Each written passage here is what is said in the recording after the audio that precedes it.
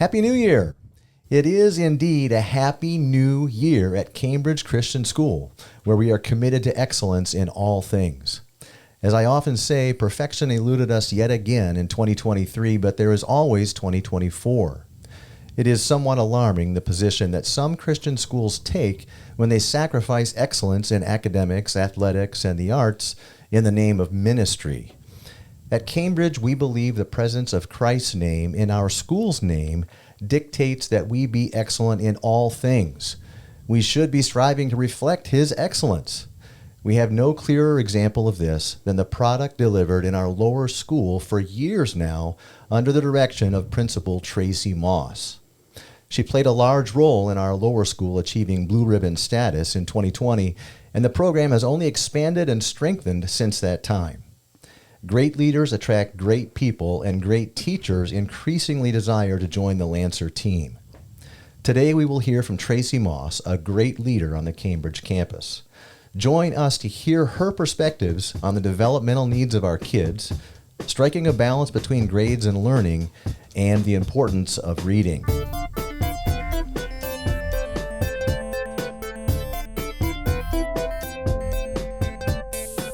Cambridge Christian School is an independent private Christian school in Tampa, Florida for students 1-year-old through 12th grade that partners with families and the local church to provide a kingdom education, thereby preparing students for college and life. Tracy, thank you for joining us today. Tell us what first drew you to Cambridge and what you were doing previously. Go back as far as you want. Don't forget to include your modeling days. Well, thanks, Sean. I grew up in Tampa. I been here my whole life. Attended both Christian and public schools, and then took a little break after high school and before I started college to head overseas.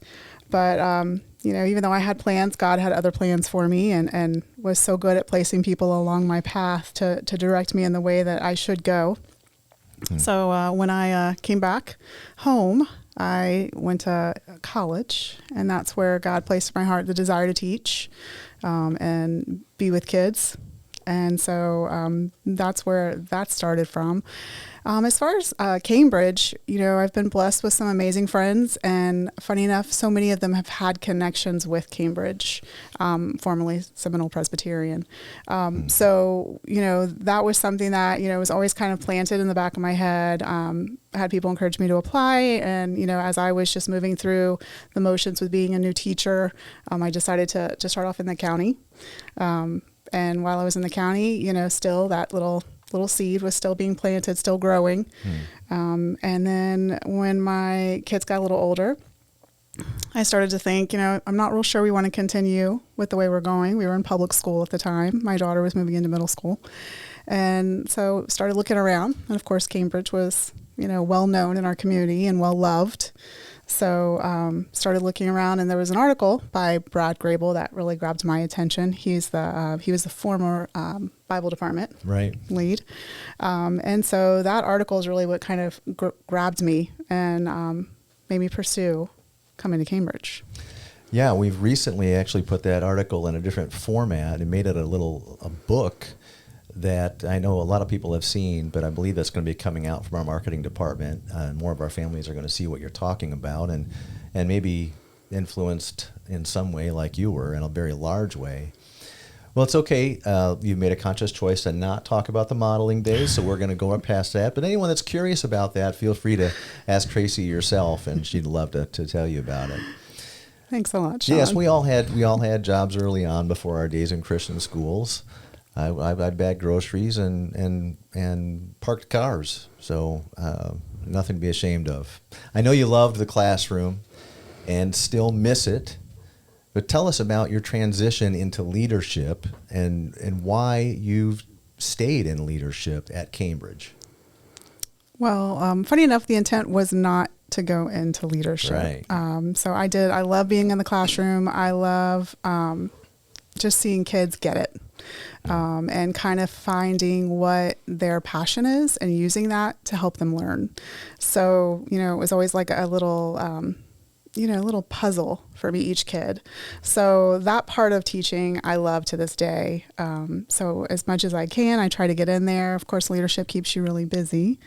But when I came to Cambridge, I actually came as a teacher and taught third grade language arts with some incredible ladies, Cindy Gerard and Vicki Van Ost. I have to give them a shout out. Power team. Yes, absolutely. And so with that incredible team is kind of where my journey with Cambridge came into play. Funny enough, there was, I think my first year, they talked about, hey, if anyone's interested in leadership, why don't you just at least let us know so we can be aware, complete an application. So I was encouraged by the principal at the time, Mr. Jonathan Valdez. Yeah, shout out to Jonathan Valdez. Absolutely. He'd be looking for that, I'm sure. So went ahead and, filled it out thinking this would be years down the road. And sure enough, it was much sooner than I thought. And, just a lot of prayer, a lot of thinking and just realizing, again, those people just placed along my path that just were encouragers and, prayed for me, with me. And so that's what really led me into becoming the AP of lower school. And, it was a great time. I really enjoyed serving in that role. We have incredible staff and, I love that. Loved working with Jonathan. And then again, not really thinking about it, the opportunity for being the principal opened up. And again, I just, prayed and moved forward into that position and I'm still here. Yes. And it would be our desire for that to be the case a long time. In all seriousness, as I stated in the introduction,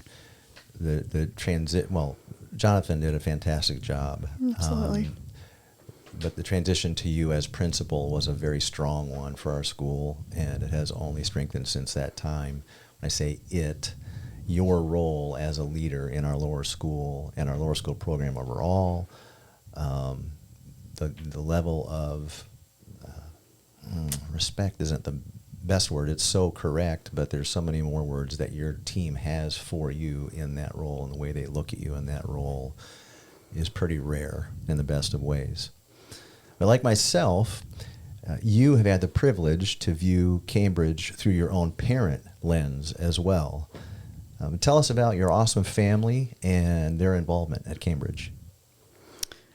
Sure. So, I'm married to my husband, Evan. Of course, he's my husband, so of course we're married.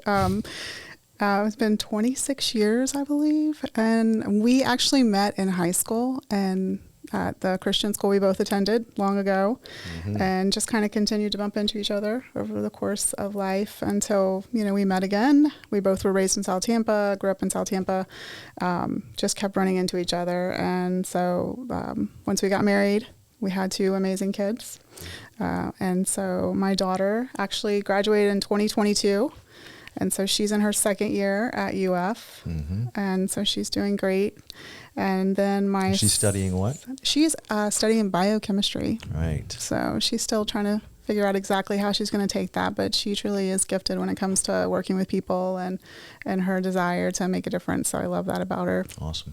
And then my son is still at Cambridge. He is in his senior year. And so, as you probably can imagine, that's a pretty emotional year. So, don't know if I want to say too much about that without having tears, but we're excited to see where God leads both of them in their journey. And I do remember when we first came to Cambridge, they were actually in 4th and 6th grade. So it was a nice transition in those years. And we had some great middle school and high school years as well. I can relate entirely. We came with a 6th grader and a freshman. Those transitional years. Yeah. Man, it seems like it was a lifetime ago now for me. Yeah. You still have a tiny bit left. Tiny.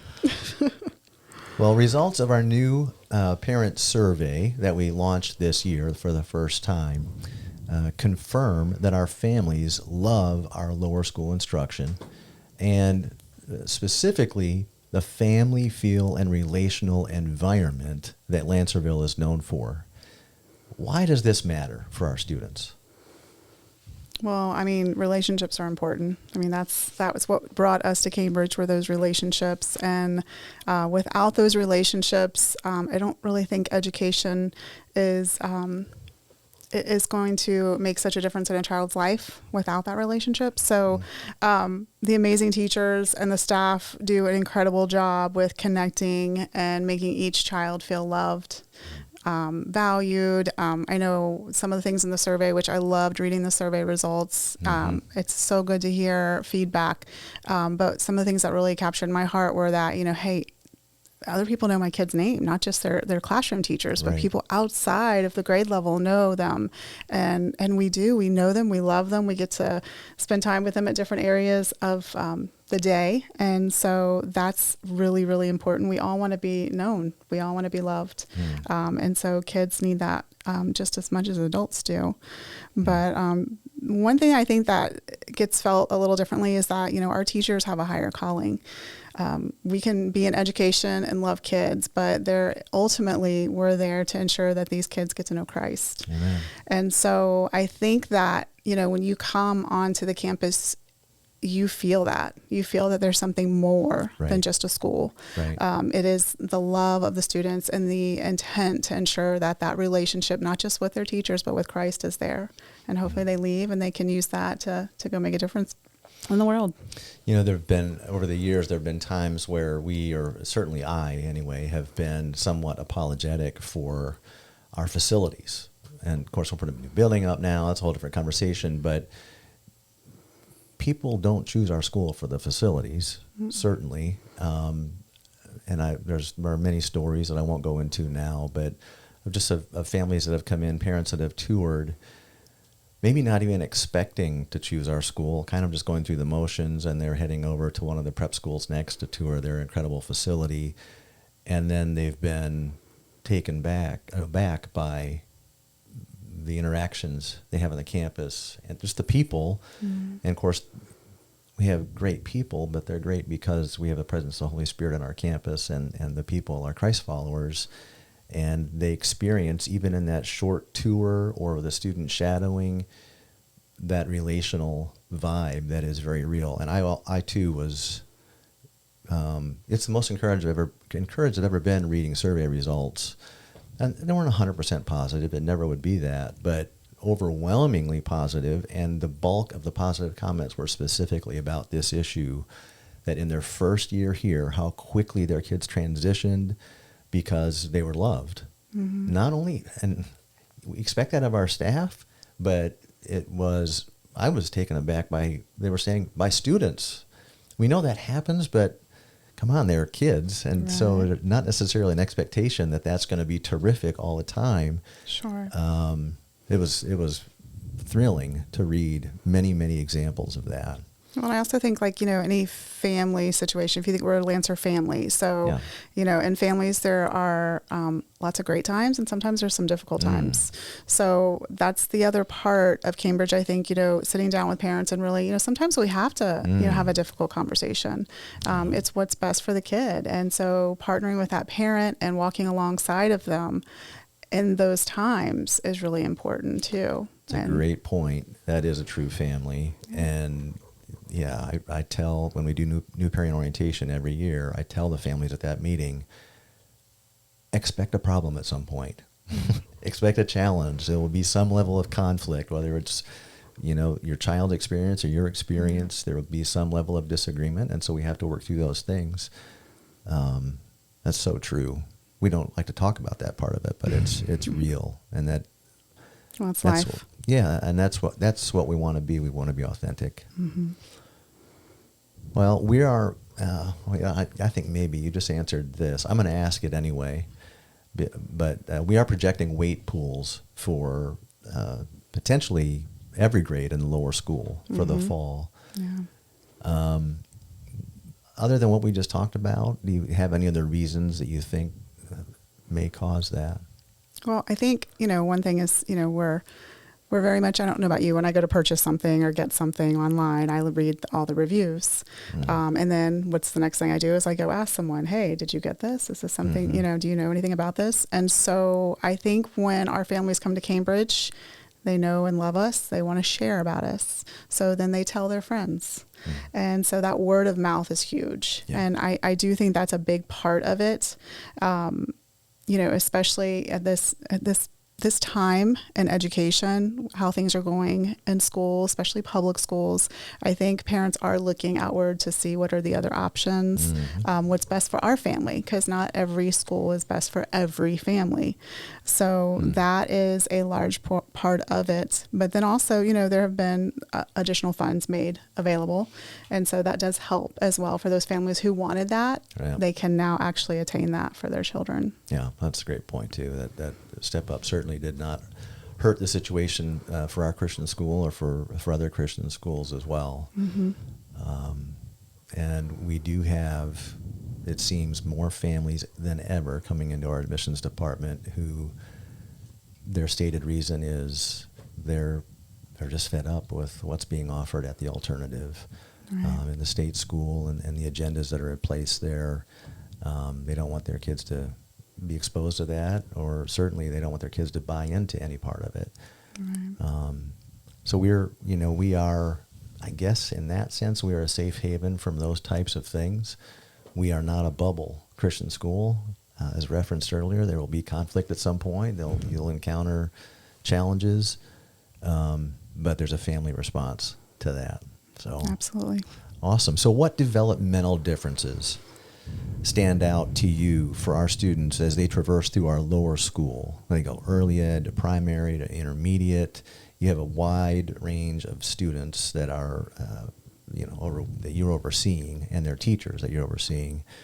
So how important is it to address these needs as opposed to just teaching curriculum? So, I mean, I think this could be a podcast in itself. Of course. Probably a series of them. Yes. So there's so much to say on this. So I've tried to kind of jotted some things down just so that way I could stay focused on this. But, if in lower school we have 1-year-old students all the way through 6th grade, we have our 6th grade with us, which is unusual and makes us unique. And something I loved when we came to Cambridge is because, 6th grade, they're kind of in this transitional year and they're still kind of figuring out. So we kind of give them a taste of middle school, but at the same time, kind of keeping them in lower school so that way they, can learn and thrive and grow and still be a kid. So it's a pretty a big span when it comes to lower school. But as far as our early ed, there's so many different areas. But if you just focus on cognitive development, a lot of our kids in early ed are doing a lot of sensory, a lot of hands-on, basic language development, which is so critical in this day and age. That has gotten less and less over the years with the use of technology. Our primary students, kind of the mid grades, they're introduced to a little more complex cognitive task, literacy, numerical, thank you. Yeah. Okay. And then our intermediate, they also are developing those higher level skills, those critical thinking skills, which are really important. Some of the other things, which also social and emotional development is so critical right now. But our little ones are just learning social skills and how to regulate their emotions and just how to form basic relationships. By trial and error, quite often. Oh, absolutely. Right. Yes. Right. We don't necessarily bite to get someone's attention, So, right. It's those little things, all part of how they develop and important. Expanding social circles starts to occur in the middle grades, and understanding emotions and, hey, what I say does make a difference, and maybe even teaching them how to let someone know when that's not what I like. So giving them that voice. And intermediate, again, it's that resiliency and navigating through complex social situations, as they start to grow and develop and get ready for middle school. Yes, right. Which, that's tough. Yeah. It's tough. I wouldn't want to repeat middle school myself. Absolutely It was not not. my favorite time, and it isn't for most folks, but Yeah. it sounds like our lower school is doing about everything we can to prepare them for that, and that's largely thanks to, and I know you were just like scratching the surface there on your depth of knowledge and concern and care for addressing developmental needs. So it's great to have you again being the leader of our program there in the lower school for those reasons. Well, some Christian schools have gone away from having a weekly chapel. They feel like it takes away from other things, and they put academics above that or other things. Why does chapel matter in the lower school at Cambridge? Well, I think if you just come to chapel, That's all you need to see, to be honest with you. But walking in and hearing our students praising God and singing so beautifully to God is just one of the best parts of the week. So many of our kids come in excited. We get to hug them, high five them. They're ready to come in and to be a part of that environment. And I think that's just kind of like our family time, where we can all come together as one and, of course, celebrate, sing, learn about Jesus, and just be together. And so that, I think, is such an important part of what we do, that letting that go by the wayside would be just sad. Yeah, I agree 100%. And if any parents that are listening or staff that don't normally have the opportunity to come to Lower School Chapel, if you're, you can find yourself in a place where you're down, you're discouraged, or go to chapel. Yeah, I mean, not only go to chapel, because parents are invited, of course, to Lower School Chapel. Come to chapel and just give me a sign or something, and come up and sit with me in the front row, because when you hear the entire lower school student body behind you worshiping God at the top of their lungs, it is a true worship experience. It is really moving in the best of ways. Yes. So yeah, I couldn't agree more. So our kids every one of them seem to have a phone. I don't know.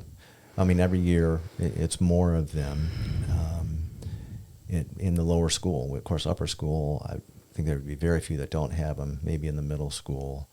But that's almost the case in lower school, it feels like, on some days. I know some of the students have them all the way down through kindergarten. Yes. Have their own phone that they carry or around. watches. Or the watch, right. Well, to what degree have you noticed the impact of idle screen time with lower school students? I mean, it's growing. It's growing a lot. We were actually just talking about it this week, how we can address it. We know parents want them to have phones or be able to reach out to their children. We understand that. But at the same time, how those devices are affecting them in the classroom is concerning. Of course, you have the research that just says, it's less activity. So students, physical activity is lessened because of these devices. But right. even when you're in, when you're in the classroom and the phone or the watch, vibrates or something happens, that child is distracted. And so they're losing out on important instructional time. There's also just the time that when they're with their friends, and if we're not, able to maybe address something immediately, maybe that child has a question, or maybe that child had a little issue, maybe they bumped into someone, and so instead of going to the teacher, sometimes they'll go to their phone and send a message. Well, that takes away that opportunity for us to deal with that situation in real time and have that conversation with that child. Like, what happened? Like, let's walk through this. Because that's what school's about as well. It's giving them the opportunity to learn from those social situations. And we have to take time to do that with our students so that they're prepared as they grow up. Academically, when you increase that time on the screen, there's plenty of research that supports that it's a distraction to our students. It also takes away from their academics. And then, of course, there's, a sleep issue. For our little ones, they're growing like weeds. And, if they're on that phone when they get home from school, or if they're on that device too much, it can also affect sleeping habits. And those are critical. And even behavior changes. They have seen that with different blue light and all that great stuff that we have to deal with. Well, the list goes on. And some might hear that brief part of our conversation and think, oh, well, then why do our kids have computers, laptops in classrooms and tablets in classrooms in different grade levels? And that's something that we'll probably move only more towards. But the key word in my question was idle screen time. And that's what I would like to attack. And I'm thankful that my own kids came through a little bit before Yes. that became all the rage, because it would have been difficult to navigate for sure. I'm not underestimating the challenge presented in that for parents. Well, and I think it's just establishing guidelines and Right. being clear, Right. and that expectation. There can be a healthy balance as well. Right. And you're right. Idle is completely different than something that is planned and productive and part of instruction. Right. Or maybe a parent is utilizing to provide some assistance in a particular area that needs remediation. Yeah. But it needs to be very strategic, and it needs to be clear as to the expectations to the child. But Yeah. most importantly, the kids, are the parents checking in with the kids on what they're doing on that device. Yes, thank you. Yes. So a great alternative, of course, that goes back a long, long way. A great alternative to scrolling on phones is reading. As principal of our lower school, how would you describe the importance of students spending time reading? And how impactful is that time that parents spend reading to their kids, and what difference do you see in students beginning in a K-12 environment when they're early readers? There are so many. Developing vocabulary, increasing their cognitive abilities, just the critical thinking, and those moments where you can have a conversation about a character's action, what's going on in the story. It just gives you, as the parent, an opportunity to have those conversations. And typically they're very relaxed. They're enjoying the story, so they share more. And so you get a little glimpse into how that child's feeling and what's going on. But it's so critical for our early ed.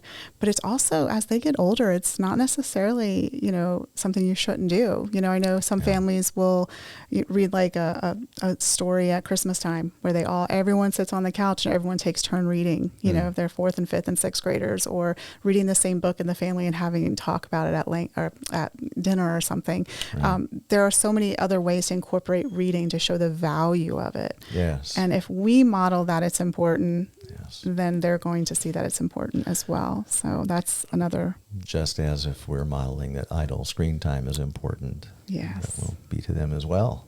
Something we probably all need to work on. Yeah, indeed. Again, glad my kids are older. But when you think about the lower, actually, what level of interaction and collaboration do you have with our upper school leadership? So with upper school, so we have a lot of time together throughout the week. We have different meetings that we come together. Of course, we like to bounce ideas off of each other. We appreciate each other. We respect each other. Austin and I think, have gotten to know each other. We came in at the pandemic. Yeah. So we both kind of had to, deal with some things that were new to us. Oh, what a year. In Yeah. so many ways. And so it's been a little more fun that we can actually kind of go about things more normal these last few years. But it is just really just tagging in with each other, helping each other out. And then those meetings where even sometimes we just kind of, relax and enjoy that, hey, we're at a great school. We have great families, great teachers, and just really take that time to appreciate that as well. It's been fun to watch the two of you work together. And so you have more knowledge. Each of you have more knowledge about what the other one does and how they're running their division than some might think. We're in academic team meetings on a weekly basis together, and a lot of the decisions and planning, these things are done collaboratively. Yes. by our group, even if they're just for one of the divisions in many cases. Mm-hmm. And as well, his kids have been in the lower school, your kids have been in the upper school under each other's leadership. So you're able to see behind closed doors, and you're both still around. So these are good signs. And when you think about the lower school at Cambridge 5 years from now, what do you see? A new building. A lower school building. That's, my hope and prayer, obviously. But Yes. I also just that legacy to continue, that we're growing these kids so they can go out and be leaders for Christ, and be change the world. I mean, through their words and actions. And that is something that I truly desire. And I will say I've been there for a while now, 9 or 10 years. So seeing the kids that I've had in 3rd grade, now they're 11th graders now, I believe. So, just watching them grow and change and see their interests change and what they're involved in. I mean, that's amazing. But that's what I want to see with these kids right now that having lower school. Yeah, I hope we have a new lower school building in 5 years too. If for those that don't know, of course the new high school is currently going up. The next thing will be to rebuild our soccer and football field and light it and have Friday night lights on campus. But the next step would be a brand new lower school facility, not to replace, but it would be replacing in part, but it's really in addition to what will be a refurbished current high school building that will be populated by lower school as well. So they'll have two serious sized buildings on campus, and we need them. We don't only need them in 5 years. It feels like we need them now. Yes, it does. Because we've just been exploding in the lower school in the best of ways with student population in recent years. It's been really exciting to see. Well, we'll wrap up with this. What gives you the greatest joy while serving as principal at Cambridge? There's so many, but I have to, it's the kids. I get to go into every classroom. I get to walk through the lunches, the hugs, the excitement when they have done something fun in the classroom and they're telling me about it. Our teachers and how they execute different activities. It stays with our kids. And so when they run out and tell me something they've done that they're excited about, like that just fills my heart. That just shows that we are doing what we're meant to do. And even more so when I walk in through the classrooms, and I see them praying and even just stopping on the sidewalk to pray. That happened just a few weeks ago when the teacher said, "Hey, let's just pray about this right now." And that, it means so much to me, that being modeled for our students. But it's the kids. It's the kids just loving being at school and loving their friends, their teachers, and what they do.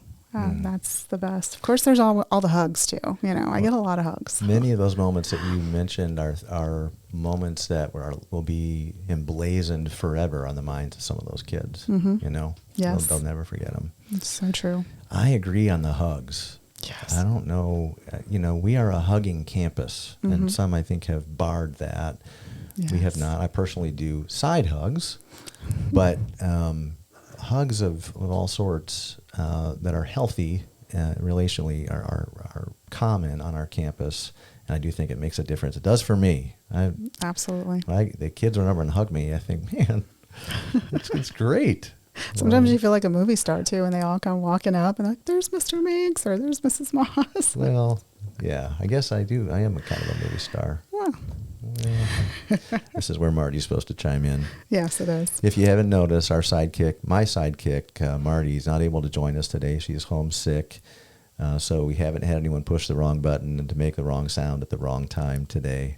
But we do miss Marty. She adds some life and spunk to the broadcast. Absolutely. Well, Miss Tracy Moss, as I've said, I'll say again, your team and I are all grateful to have you as a leader on our campus. And I want to thank you for doing this today. You've been begging for a while, and I finally relented. I think the people that know me know that is not true. All right, I'm the one that's been doing the begging. Thanks for being here. Thanks for having me.